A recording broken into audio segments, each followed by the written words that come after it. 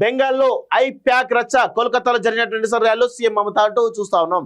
So మొన్న ఉదయం అర్ధరాత్రి సమయంలో ఐప్యాక్ ఆఫీస్ పైన, అదేవిధంగా ఐప్యాక్ ఎవరైతే బెంగాల్ ఇన్ఛార్జ్ అవుతారో జైన్ ఆయన ఇంటి పైన కూడా ఈడీ వరుస దాడులు చేయడంతో మమతా బెనర్జీ డైరెక్ట్గా ఐప్యాక్ ఆఫీస్కి వెళ్ళి అక్కడ మాకు సంబంధించిన రాజకీయ వ్యూహాలు ఏవైతే ఉన్నాయో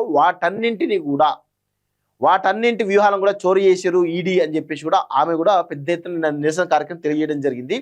సో మరికొద్ది 1 or 2 monthsలో బెంగాల్ ఎలక్షన్స్ నోటిఫికేషన్ రాబోతుంది. బెంగాల్లో ఎలాగైనా గెలవాలని చెప్పేసి భారతీయ జనతా పార్టీ ప్రయత్నం చేస్తోంది. కానీ ఈ క్రమంలో బెంగాల్లో ఈ విధంగా తమ కేంద్రంలో మేము అధికారంలో ఉన్నాం కదా, మా జేబు దొంగ సంస్థలు ఈడీ కానీ సిబిఐ కానీ ఉన్నాయి కదా అని చెప్పేసి ఈరోజు ఆ రెండింటిని కూడా ఈరోజు మమతా బెనర్జీ పైకి ఈరోజు పెద్ద ఎత్తున ఇబ్బంది పెట్టే ప్రయత్నం చేస్తున్నట్టుగా కనబడతా ఉంది.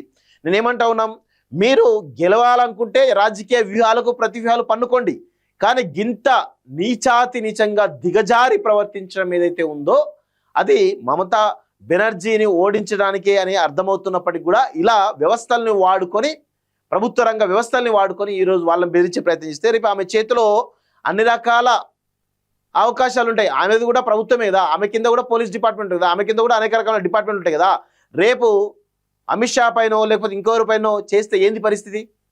రాజ్యాంగ విరుద్ధంగా మీరు ఈ విధంగా చేస్తే ఏందన్నట్టు పరిస్థితి? ఈరోజు ఈ దేశంలో మీరు ఒక్కసారి గమనించండి, ఈ దేశంలో మమతా బెనర్జీ పైన ఈడీ కేసులు ఉంటాయి, సిబిఐ కేసులు ఉంటాయి, కేసీఆర్ పైన ఈడీ కేసులు ఉంటాయి, సిబిఐ కేసులు ఉంటాయి, చంద్రబాబు నాయుడు పైన కూడా పెట్టిన గతంలో, జగన్ పైన ఉన్నాయి, స్టాలిన్ పైన ఉన్నాయి, అందరి ప్రతిపక్ష నాయకుల్లో ఉన్నటువంటి ఇండియా కూటమిలో ఉన్నటువంటి అందరి నాయకుల మీద ఈడీ కేసులో సిబిఐ కేసులో రకరకాల కేసులు ఉంటాయి. కానీ ఈ దేశంలో భారతీయ జనతా పార్టీకి ప్రధానమైనటువంటి శత్రువు పార్టీ ఏది అంటే అది ఎంఐఎం అని అందరూ అంటారు, ఓవైసీ అని అందరూ అంటారు. కానీ ఓవైసీల పైన కానీ ఓవైసీ నాయకుల పైన కానీ ఏవైతే ఎంఐఎం నాయకుల పైన కానీ ఒక్క ఈడీ కేసు కానీ సిబిఐ కేసు కానీ ఉండవు. ఒక్కసారి మీరు గమనించండి, వీళ్ళు తెర ముందేమో ముస్లిం హిందువులు అనుకుంటే తిట్టుకుంటా ఉంటారు, కానీ తెర వెనుక మాత్రం వీళ్ళు భలే దోస్తులు ఉంటారు. వీళ్ళకి కావాల్సిన ప్యాకేజ్ వాళ్ళకి దొరికితే వాళ్ళకి కావాల్సిన సీట్ వీళ్ళకి ఇస్తారు. అవన్నీ పెద్ద గూడు పుటాన్ని నడుస్తూ ఉంటుంది. నేను అదే అడుగుతా ఉన్నాను, మీరు నిజంగా చొరబాటుదారుల గురించి మాట్లాడితే, రోహింగ్యాల గురించి మాట్లాడితే, మరి రోహింగ్యాలు ఓల్డ్ సిటీలో 10,000 మందికి పైగా ఉన్నారు అనేది ఒక లెక్క, ఇంకెక్కువనే ఉంటారని అంటున్నారు. మరి కేంద్ర హోంశాఖ ఏం చేస్తుంది రోహింగ్యాల విషయంలో? కేంద్ర హోంశాఖ రోహింగ్యాలను మరి పంపించాలి కదా బంగ్లాదేశ్కు, ఎందుకు పంపించలేకపోతుంది? అంటే దానికి వెనకాల ఉన్నట్టు రహస్యం ఏంది? మోడీ ఓవైసీల యొక్క దోస్తానా? ఇట్లా ఉంటే వీళ్ళ యొక్క దుర్మార్గాలు.